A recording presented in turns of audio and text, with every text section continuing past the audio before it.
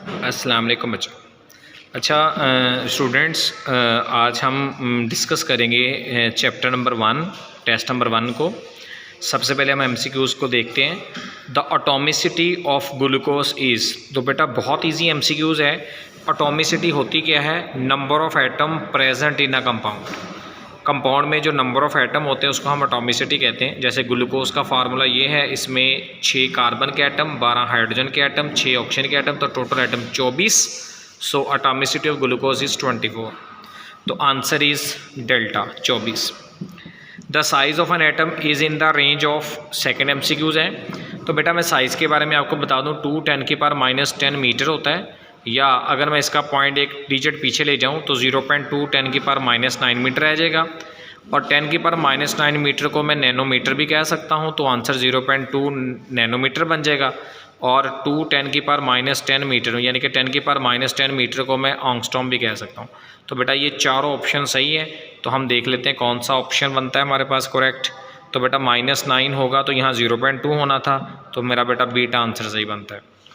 During the combustion process, carbon dioxide gas produced is absorbed by 50% KOH। अगर water होता तो magnesium perchlorate आना था, ठीक है। How many times sodium atom is heavier than hydrogen atom. तो बच्चों इस टाइम को निकालने का फार्मूला क्या है? हैवी का मैस ऊपर लिखते हैं, लाइटर के मैस से डिवाइड करते हैं। हैवी सोडियम है तो उसका मैस 23 है, लाइटर हाइड्रोजन है उसका मैस 1 है, तो 23 टाइम्स आ जाएगा। तो क्या आंसर आएगा? 23 टाइम्स। ये आंसर 4 लिया जाएगा। 27 gram of aluminium will react completely with how much mass of oxygen to produce alumina Al2O3। बेटा जो चीज़ बनानी है उसका फार्मूला लिखो, Al2O3। एल्यूमिनियम को इधर लिखो, ऑक्सीजन को इधर। अगर आप ऑक्सीजन को इधर लिखोगे, एल्यूमिनियम को इधर लिखोगे, फिर भी गलत हो जाएगा। क्योंकि हमने ऑक्सीजन का मैस फाइंड करना है, एल्यूमिनियम का दिया है। जिसका फाइंड करना है उसको राइट साइड पे लिखते हैं, या उसको सामने लिखते हैं, सामने एल्यूमिनियम के सामने लिखते हैं, जिसको मैं आपको क्लास में ही समझाता होता था कि मुजरिम वाला फार्मूला, कि जो मुजरिम होता है जिसको ढूंढना होता है वो मुजरिम होता है ना, उसको सामने लिखते हैं। तो मेरा बेटा एल्यूमिनियम के कितने मोल हैं? 2। ऑक्सीजन के कितने मोल हैं? 3। वो लिख लिए जो फार्मूला में मौजूद है। अब आपने इस मोल को और इस मोल को मैस में कन्वर्ट करना है, और आप सब बच्चे जानते हो मोल को मैस में कन्वर्ट करने के लिए मोलर मैस से मल्टीप्लाई करते हो। तो बेटा मोल 2 हैं और इसका मोलर मैस कह लो, जनरल टर्म या एटम है तो एटॉमिक मैस कह लो। तो एल्यूमिनियम का एटॉमिक मैस कितना है? 27। तो 2 को 27 से मल्टीप्लाई करेंगे तो मैस आ जाएगा। 3 को 16 से मल्टीप्लाई करेंगे क्योंकि ऑक्सीजन का एटॉमिक मैस 16 है, तो मैस आ जाएगा। तो 27 है, सॉरी ये आ गया। अब क्योंकि हमारे पास एल्यूमिनियम का मैस 27 दिया गया है, तो मेरा बेटा अगर मैं इस 2 × 27 को 27 बनाना चाहूँ तो मैं इधर भी 2 से डिवाइड कर दूंगा, इधर भी 2 से डिवाइड कर दूंगा। इधर 2 से डिवाइड किया तो 2 से 2 कैंसिल हो गया, और इधर 2 से डिवाइड कर दिए। अब इसका मतलब 27 ग्राम अगर हम एल्यूमिनियम का यूज़ करेंगे तो ये कट करके 8 आया, 8 को 3 से मल्टीप्लाई किया तो 24 आया। तो बेटा उस वक्त एल्यूमिनियम का मैस जो है वो 24 आएगा। मैस ऑफ 1 इलेक्ट्रॉन इज, अच्छा नेक्स्ट हमारे पास है mass of 1 mole of electron is. तो अगर 5 वाले का देखें तो आंसर 24 आ गया, डेल्टा। अब mass of 1 mole of electron is, तो बेटा हमें एक इलेक्ट्रॉन का मैस पता है 9.1 10⁻31 किलोग्राम। अब mass of 1 mole of electron find करना है, क्योंकि 9.1 10⁻31 एक इलेक्ट्रॉन का मैस है, और एक मोल में इलेक्ट्रॉन कितने होते हैं? 6.02 10⁻23। तो इसको इससे मल्टीप्लाई करें तो 54.7 10⁻8 किलोग्राम आएगा, या 0.547 10⁻6 किलोग्राम आएगा। -6 किलोग्राम मिलीग्राम के बराबर होता है, तो 0.547 को राउंड ऑफ करके 0.55 मिलीग्राम लिख सकते हैं। तो 0.55 मिलीग्राम आएगा। तो मेरा बेटा इसका आंसर है 0.55 बेटा।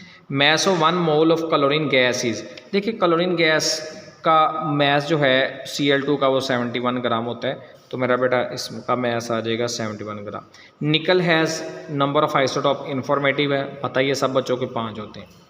Isotopes differ in properties which depend upon mass, क्योंकि आइसोटॉप में एटॉमिक नंबर सेम होता है, इसलिए एटॉमिक रिलेटेड से प्रॉपर्टीज़ होती हैं, जैसे electronic configuration, position in the periodic table, और नंबर ऑफ प्रोटॉन, ये सारा कुछ सेम होता है। लेकिन जो मैस के लिहाज से प्रॉपर्टी होती हैं वो वो डिफरेंट होती हैं। तो properties which depend upon mass आएगा। The volume occupy by 1.4 gram of nitrogen and STP, बहुत इंपॉर्टेंट एमसीक्यूज़ हैं। तो बेटा वॉल्यूम फाइंड करना है, वॉल्यूम फाइंड करने का formula mass over molar mass multiply by molar volume, या volume is equal to mole multiply by molar volume. अब अगर मैस दिया होगा तो मैस ओवर मोलर मैस वाला फार्मूला, अगर मोल दिए हैं तो mole multiply by molar volume वाला फार्मूला। तो बेटा मैस कितना दिया था, ये देखो मैं आपको दोबारा कराता हूँ 1.4, और नाइट्रोजन का मोलर मैस 28 होता है। तो बेटा मैस मैंने 1.4 ऊपर लिखा, मोलर मैस से डिवाइड किया और मोलर वॉल्यूम से मल्टीप्लाई कर दिया। तो पॉइंट ख़त्म करके बेटा मैंने 10 लगाया, 14 1s are 14, 14 2s are 28, और मेरा बेटा इस 2 को इस पे डिवाइड किया तो 1.2 आ गया, फिर 10 को इस पे डिवाइड किया तो 1.12 DM³ आ गया। तो आंसर क्या आया मेरा बेटा 1.12 DM³। तो 1.12 DM³, ये हमारा चार्ली आंसर आ गया। 1 मोल ऑफ SO2 कंटेन, देखो मेरा बेटा ऑक्सीजन एटम कितने होते हैं, क्योंकि SO2 है ना, तो ऑक्सीजन एटम निकालने के लिए पहले मोल लिखे, ये 1 का मतलब मोल है, जो 1 मोल गिवन है, और ये 2 क्या है, ये ऑक्सीजन एटम जो एक सल्फर डाइऑक्साइड गैस में है, और ये एवोगैड्रो से मल्टीप्लाई। तो मेरा बेटा 2 × 6.02 10⁻23 आते हैं। यहाँ पर आंसर कितना है 6.02 10⁻23। इसका मतलब इसके साथ 2 भी आना था, फिर ऑक्सीजन एटम का आंसर सही होना था, ये गलत है। अगर आपने मालिक्यूल निकालने तो मालिक्यूल निकालने का तरीका था मोल मल्टीप्लाई बाय एवोगैड्रो नंबर। तो आंसर क्या है 6.02 10⁻23। यहाँ कुछ और ही है 18.1 10⁻23, गलत है। फिर हमने निकाले सल्फर एटम। सल्फर एटम कैसे निकालेंगे, mole multiply by Avogadro number multiply by 1, क्योंकि सल्फर डाइऑक्साइड में सल्फर 1 है। तो बेटा इसका आंसर 6.02 10⁻23 ही आता है। तो अगर देखें तो Charlie answer 6.02 10⁻23 atoms of sulphur, तो ये आंसर ठीक है। The number of the moles of carbon dioxide gas which contain 8 gram of oxygen, which contain 8 gram of oxygen. तो मेरा बेटा इसको सोल्व करने का तरीका क्या होता है, देखो आपको दिया कार्बन डाइऑक्साइड है, sorry mole carbon dioxide gas के फाइंड करने हैं, लेकिन मैस आपको ऑक्सीजन का दिया है।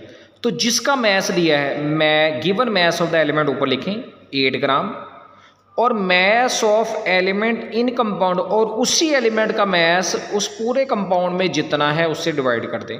तो कितना है, 2 ऑक्सीजन है, 32 है, तो 32 से डिवाइड करके कैंसिल करें 1/4 0.25 आ गया। ठीक है बच्चों, तो ये थे हमारे पास MCQs। अब मेरा बेटा देखो शॉर्ट क्वेश्चन है, देखो लिखने का स्टाइल सब बच्चे गौर करें। सब्जेक्टिव पार्ट है, केमिस्ट्री है, क्वेश्चन नंबर 2 है, उसका पार्ट नंबर 1 है केमिकल रिएक्शन या लिमिटिंग रिएक्टेंट के रिलेटेड है। तो बेटा आपने डेफिनेशन लिखनी है, ये बिल्कुल ठीक definition. Limiting reactant which are consume earlier and control the amount of the product in a balance chemical equation. तो इसके बाद अगर हम देखें नेक्स्ट बच्चों, हम देखें तो हमारे पास इसमें most of the combustion reaction taking place in our environments are limiting है। जैसे मीथेन की कंबस्शन कर दें, कार्बन की कंबस्शन कर दें, तो इसमें मीथेन और कार्बन लिमिटिंग है और ऑक्सीजन एक्सेस है। तो ये आपका शॉर्ट क्वेश्चन कंप्लीट हो जाता है। मेरा बेटा सेकंड शॉर्ट क्वेश्चन क्या है, why do the isotopes have the same, इसके 8 पार्ट किया हुआ, 8 पार्ट देख लेते हैं हम। 8 पार्ट कौन सा है, 8 पार्ट है जी, सॉरी 3rd पार्ट है 18 ग्राम ऑफ वाटर एंड ये 9 पार्ट है 18 gram of water and 16 gram of methane have equal number of molecule in them. तो मेरा बेटा देखो 18 ग्राम ऑफ वाटर का मतलब 1 मोल होता है ना, और 16 ग्राम मीथेन का मतलब 1 मोल होता है। और आपको पता है नंबर ऑफ मॉलिक्यूल क्या होते हैं, मैस ओवर मोल मैस मल्टीपल एवोगैड्रो नंबर। तो ये एवोगैड्रो आ गया। इस तरह इसके क्या आए 16/16 एंड एवोगैड्रो नंबर। तो इसका मतलब ये हुआ कि दोनों में हमारे पास both of them have 6.02 10⁻23 molecules आ गए। ठीक हो गया मेरा बेटा, तो इसको आपने ऐसे करना है।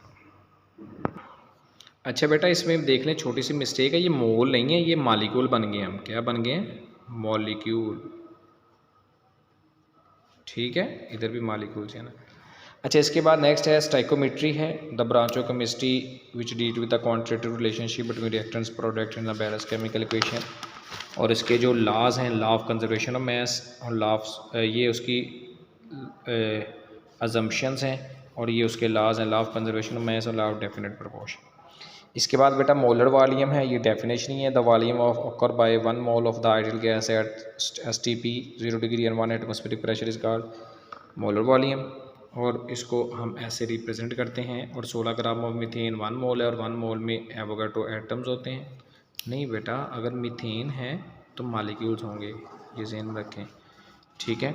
और 40 ग्राम कार्बन डाइऑक्साइड में एवोगाड्रो मालिक्यूल्स होंगे और इतना उसका वॉल्यूम होगा, ठीक है। इसके बाद नाइट्रोजन और carbon monoxide have equal number of electron, proton, neutron. तो मेरा बेटा ये ज़्यादा बेटर है कि आप इसको ना टेबल बनाएं। ऐसे भी चले ठीक है कि नंबर ऑफ़ इलेक्ट्रॉन्स कितने हैं, अब किस में है ये तो बताया नहीं हुआ। ये N2 में है नाइट्रोजन, ठीक है, और ये कार्बन मोनोऑक्साइड में है। कार्बन में 6, 8, 14, 14, 14 हो गई है, ठीक है। ऐसे आपने सॉल्व करना है, ठीक है। Magnesium is twice heavier than that of carbon. ये वाला क्वेश्चन बहुत सारे बच्चों ने गलत किया है। इसका सही तरीका क्या होता है? तो mess of the magnesium is 24 while the atom of carbon is 12। बेटा ये mass of atom of magnesium is 24, क्या इसका यूनिट सा लिखेंगे AMU, इसके साथ यूनिट लिखेंगे AMU, ठीक है। और 6.02 ऑफ 10 की पावर 23 एटम कार्बन का मतलब क्या होता है? 12 ग्राम। और 1 कार्बन एटम ऑफ ये, तो बेटा इसमें देखें 24 AMU आना था, यहाँ यूनिट आना था। अगर मैं 6.02 10 की पावर 23 लिखूँ तो ये 1 मोल ऑफ कार्बन है, उसका मैस 12 ग्राम होगा। और अगर मैं एक एटम का निकालना चाहूँ तो मुझे 6.02 10 की पावर 23 से डिवाइड करके ये आंसर आ जाएगा। इसी तरह मैग्नीशियम के इतने एटम का मैस 24 ग्राम है, अगर मैं एक एटम का निकालूँ तो इतने ग्राम आ जाएगा, ठीक है। और अगर मैं दोनों के मैसेज को कंपेयर करूँ तो मेरे पास रेशो 1:2 आएगी। तो it means that magnesium atom is twice heavier then that of carbon atom. तो ये बात प्रूव हो जाती है। Gram atom 0.1 gram of sodium. Gram atom बेटा किसे बोलते हैं? मोल्स का दूसरा नेम ग्राम एटम होता है, ठीक है। तो मोल कैसे निकलता है? मैस इन ग्राम और मोलर मैस। तो अगर हम देखें तो मैस गिवन 0.1 है, मोलर मैस 23 है, इसको इस पर डिवाइड करें तो ये आंसर आ जाता है। तो इसका मतलब 4.3 10 की power -3 moles are present in 0.1 gram of sodium, ठीक है बच्चों। इसके बाद 180 gram of glucose and 342 gram of sucrose. C12 होता है बेटा सुक्रोज का फार्मूला, C12H22O11, ठीक है। तो मेरा बेटा पहले हम नंबर ऑफ़ मालिक्यूल निकालते हैं। Mass over molar mass multiply by Avogadro number, तो 180 ओवर 180 मल्टीप्लाई बाय Na 6.02 10 की पावर 23 आ गया। सुक्रोज का कैसे निकालेंगे? Mass over molar mass multiply मैंने ये भी बराबर आ गया। और अगर हम देखें नंबर ऑफ़ एटम ग्लूकोज में निकालें तो मालिक्यूल को number of molecules multiply by atomicity करेंगे तो ये आंसर आ जाएगा नंबर ऑफ़ एटम का, और ये आंसर आ जाएगा सुक्रोज के एटम का। तो इसका मतलब they have the same molecule but different atoms, क्योंकि एटम्स डिफरेंट हैं लेकिन मालिक्यूल्स सेम है, ठीक है। थोड़ा सा आप इसको बड़ा भी लिख सकते थे। तो relative atomic mass, next question है रिलेटिव एटॉमिक मैस, उसकी 2 एग्जांपल हैं। तो relative atomic mass of element is the mass of elements as compare to the mass of the atom of carbon taken as 12। तो मेरा बेटा इसका unit क्या होता है? रिलेटिव एटॉमिक मैस का एटॉमिक मैस यूनिट होता है। उसका आप रिलेशन भी लिखना चाहें तो लिख सकते हैं। और रिलेटिव मैस ऑफ हाइड्रोजन कितने 1.008 AMU है, और relative mass of carbon 12.000 AMU है। आगे क्वेश्चन जो मैंने चेंज करवाया था 23 ग्राम ऑफ सोडियम और 238 gram of uranium have equal number of atoms, justify. तो बेटा 23 ग्राम ऑफ सोडियम का मतलब 1 मोल है, 238 ग्राम ऑफ यूरेनियम का मतलब 1 मोल है। तो नंबर ऑफ़ पार्टिकल्स कैसे निकालते हैं? Number of particles mass over molar mass multiply by Avogadro number, तो Na आंसर आ गया क्योंकि ये दोनों कैंसिल हो गए। और यूरेनियम के भी ये दोनों कैंसिल होकर Na आ गया, तो दोनों में पार्टिकल सेम है, तो इसका मतलब ये बात प्रूव हो गई है।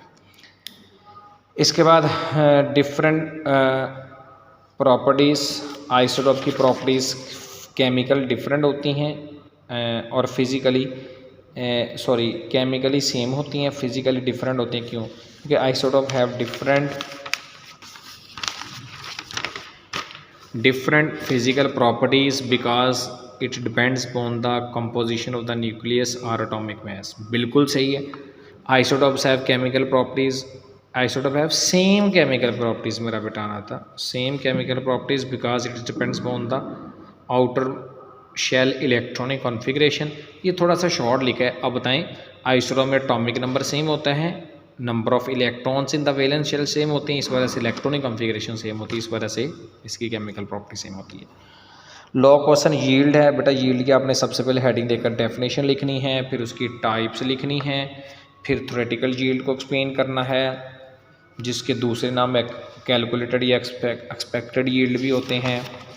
फिर मेरा बेटा आपने मैक्सिमम अमाउंट ऑफ यील्ड भी इसको कहते हैं, थ्योरेटिकल यील्ड ज़्यादा होती है एक्चुअल यील्ड से, ये बताना है, उसकी रीज़न भी सारी बतानी है। फिर आपने इसमें ये देखो रीज़न इन एक्सपीरियंस वर्कर आ गया, हाँ प्रोसीजर लाइक फिल्ट्रेशन वगैरह ये दूसरा लिखना है, इसमें ड्राइंग वगैरह, साइड डायरेक्शन वगैरह, इम्प्योरिटी वगैरह, और ठीक है, और फिर एक्चुअल यील्ड को एक्सप्लेन करना है, और फिर जाके दोनों का फार्मूला लिख के परसेंटेज यील्ड को निकाल के एफिशिएंसी को एक्सप्लेन करना है। तो ये फिर कंप्लीट 4 नंबर आपको मिलेंगे। इसके बाद लिमिटिंग रिएक्टेंट बेटा, सबसे पहले आपने किसी भी रिएक्शन की, किसी भी लॉन्ग क्वेश्चन की डेफिनेशन पहले लिखनी होती है, फिर उसमें प्रॉपर्टी उसकी स्मॉल अमाउंट में होता है, कंज्यूम अर्लियर हो जाता है, वो लिखना है, फिर उसका एक्सेस रिएक्टेंट लिखना है। इसके बाद फिर वो आपने एग्जांपल से उसको स्लाइस कबाब वाले एग्जांपल ले लें, फिर आप इसके बाद आप वाटर वाली एग्जांपल ले लें जो आपकी बुक में मौजूद हैं, वो सारी डिटेल से बताएं कि हाइड्रोजन लिमिटिंग है और ऑक्सीजन एक्सेस में है, ठीक है। फिर उसके बाद आप इसको एक्सप्लेन करें और इसको फाइंड करने का तरीका, और एंड पर एक और एक्स्ट्रा एग्जांपल लिख के तीनों एग्जांपल से आपने इसको प्रूव कर देना। इसके बाद मेरा बेटा उसके स्टेप्स भी लिखने हैं डिटर्मिनेशन के, calculate the number of moles of the given amount of the reactant, फिर calculate the number of moles of the product, फिर बैलेंस केमिकल इक्वेशन के साथ कंपैरिजन करके जो लेस होते हैं उसका पता लगाते हैं।